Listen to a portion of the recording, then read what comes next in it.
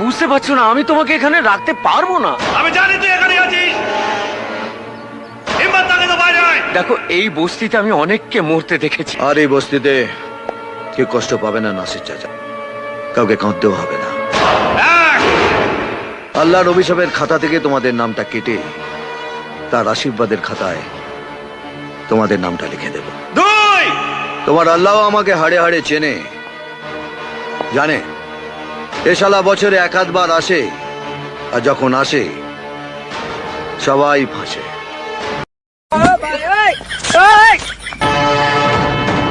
শোন, আমার এলাকায় কেউ ঢুকলে তাকে আগে পার্টি অফিসের নাম লিখিয়ে আসতে হয়, তারপর সে এলাকায় ঢোকে।